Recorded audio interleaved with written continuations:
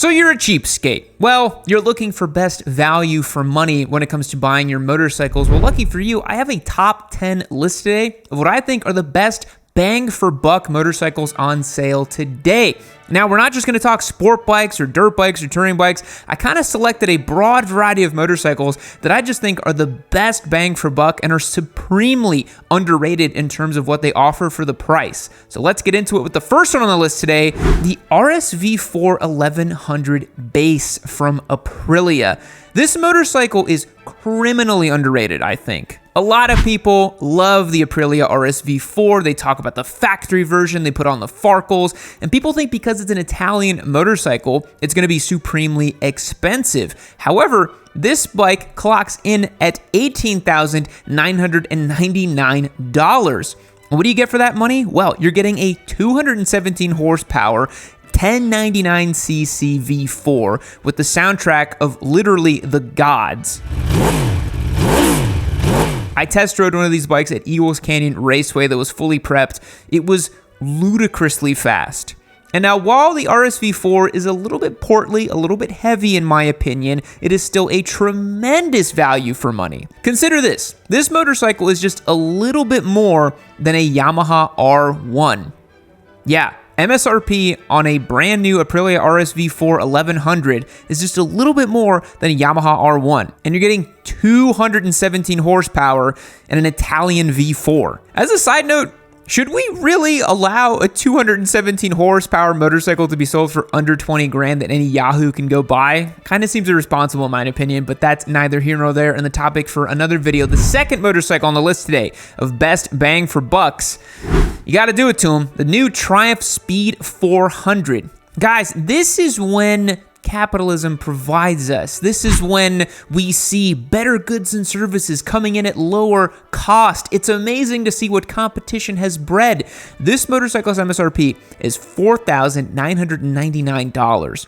Under $5,000 motorcycle MSRP in the year of our Lord 2024 with the Triumph badge on it, making 40 horsepower out of a little single cylinder, and just look at this thing. It looks great. What a great looking motorcycle. I don't see why anybody wouldn't be proud to own this thing. And I think it was the best step forward the Triumph has made in a long, long time. And look, I know the motorcycle's basically a Bajaj, but hear me out. I think this is genuinely one of the best bang for bucks you can get on the market today. Peppy engine, great looks, great handling, Triumph build quality and reputation. This thing is sweet. So yeah, Triumph Speed 400, definitely on my list today for best bang for buck. All right, the next one should come as no surprise, but I think the brand new Yamaha MT-09, fantastic bang for buck motorcycle. $10,599 MSRP. You're getting a 6-axis IMU, a stonking 890cc triple making 115 horsepower and 70 foot-pounds of torque,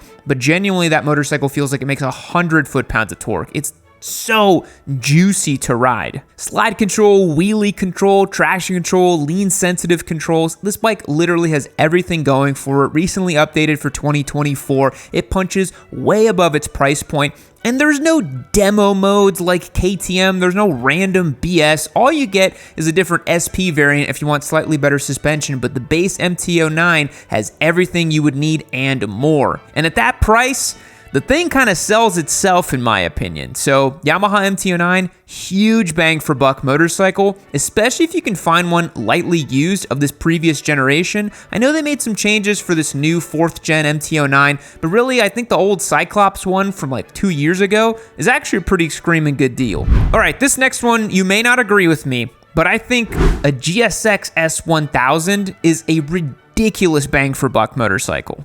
$11,299 for a 1000cc superbike derived engine and frame in a naked bike?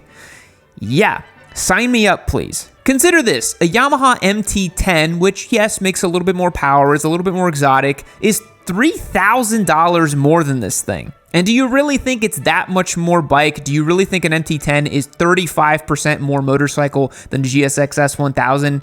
Probably not. Bulletproof K5 engine, Suzuki build quality, again, a super bike frame from the GSX R1000 race bike. This thing is sweet. It's $700 more than an MT-09, and you're getting a 1000cc 4-cylinder.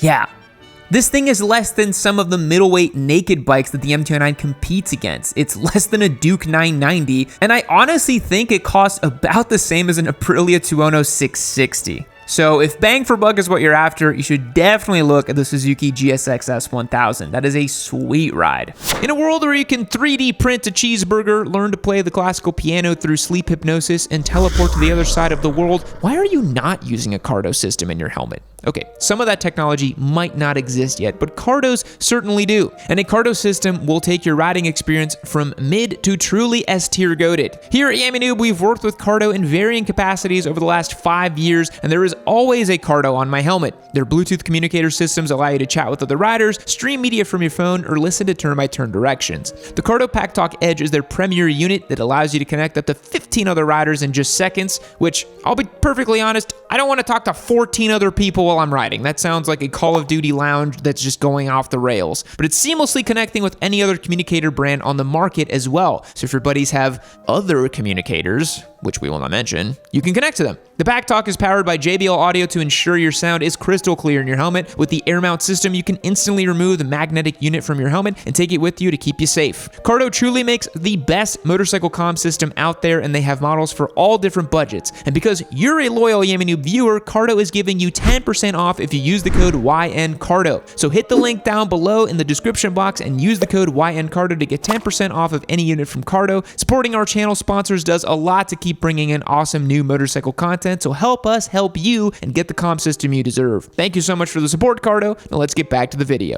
Okay, this next one I've talked about ad nauseum on the channel, and I'm gonna harp on it again because it's newly updated for 2024, and I'm actually really excited about it. It's the Svartpilen 401. $5,899 gets it done for this thing, and what a cool bike. It's always been a cool bike. It's always one of my top recommended beginner bikes. I think this Svartpilen is so sweet. You're paying a little bit more than a Triumph Speed 400, about $800 more. However, you're getting fully adjustable suspension, a TFT display, the awesome Svartpilen looks, a new 398cc single cylinder that's making more power and torque across the entire rev range, a brand new frame that's based on the KTM Duke 390. The Svartpilen 401 for 2024 might be one of the best beginner bikes you can go buy. The amount of value they're squeezing out of these new entry-level single-cylinder bikes are just unbelievable. I really wish I had bikes like this when I started riding back in the day, because that would have been amazing. We've made tons of progress in this category. It's kind of scrambly. You can take it on a gravel road if you want. It's lightweight enough to where you can have fun. Again, adjustable suspension front and rear. The Svartpilen 401 should definitely be in your consideration if you want best bang for buck. All right, flipping the script a little bit, you might think I'm crazy, but I think the KLR 650 is actually amazing bang for buck. It's $6,899, yes, for an ancient dinosaur specs, giant single cylinder, and, you know, kind of a goofy looking ADV thing.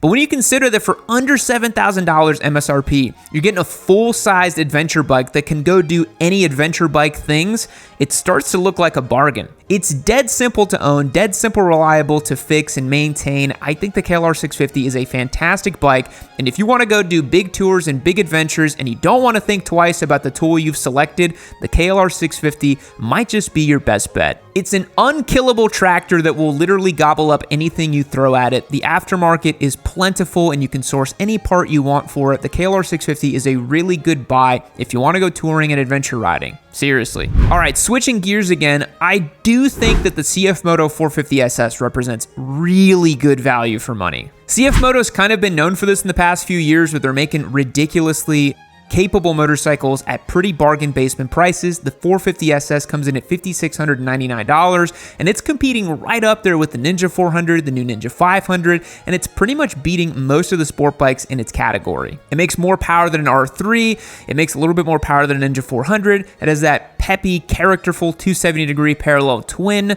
and yes, the Chinese build quality might be a little questionable, but we've seen really good results because this is a partnership with KTM that CF Moto has. There were even rumors that the 450 SS was actually an axed RC450 that KTM was going to release, so that's kind of cool. Again, at this price point, for the specs, for the looks, for the features, for the sound, I think the 450 SS is a really solid buy. Really good value for money. All right, this one's really squeezing the parameters of good value for money and actual motorcycle, but the Honda Navi, I think, is a pretty good value. $1,807, one of the strangest pricing I've seen on a vehicle yet, gets you on two wheels. Is it a motorcycle? A little debatable, but $1,807 for Honda build quality, something reliable, something simple, something fun, perhaps a gateway drug into motorcycling. I think you could do a whole lot worse.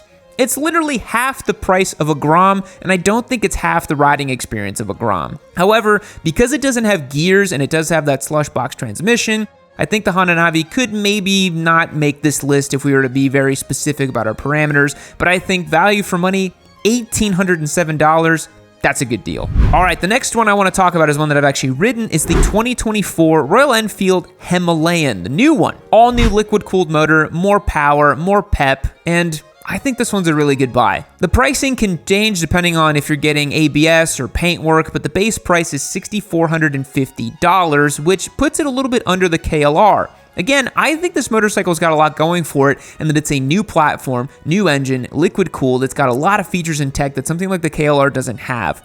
So it's still a full-sized motorcycle with a 21-inch front wheel. It's going to be able to roll over lots of stuff on the trails. I think the 450 Himalayan is really cool. I think it genuinely represents very good value for money as well. Royal Enfield's been building really solid motorcycles lately, really investing in their platforms. And if you're looking for a full-sized bike that you can keep for a long, long time, the 450 Hemi might be a good buy. All right, last on the list today, and you might think this is sacrilege because this is the second Honda I'm going to recommend. You guys know I don't love Hondas too much, but it's hard to admit it, but it has to be said.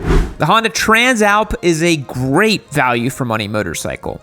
Under $10,000, one single dollar under it, you get a powerful motorcycle with all the tech you'd want, great features, great benefits, good setup, full-sized, touring capable, light off-road capable. What more could you really want? I think this motorcycle represents a big shot in the arm to something like the Tenere 700 from Yamaha, where people have gone completely bonkers and those are selling for like $13,000 brand new. The Honda Transalp represents a fatter, wider torque curve over the Tenere 700, and it's got Honda build quality, and it's got more features. The only thing I would have liked to have seen with this motorcycle is a tubeless wheel and tire setup, because let's be real, it's much more of a road bike than it's an off-road bike, so I don't really see why it comes with tubed wheels and tires. All right, guys, those are my best bang for buck picks on the market today, brand new. Let me know what you think down below of the motorcycles I've selected. If you think something is a better bang for buck, let me know down in the comments and I will address it. And as always, check out the GSX-8R giveaway over on yammynoob.co. We truly do appreciate the support on today's video. I'll catch you guys in the next one. See you later. Oh, I love being here inside of the warm embryonic fluid of Valentino Rossi. Me and him just sharing foods together. Maybe he's gonna eat some pizza or some pasta here in the hills of Tavullia. But you know where else it's nice and warm and cozy is this next episode of Yammy Noob. You can click on right over here. I'd love for you to watch it. But anyways, I'm gonna stay here hanging out. Me and him might go onto the track later, but I'll catch you guys later.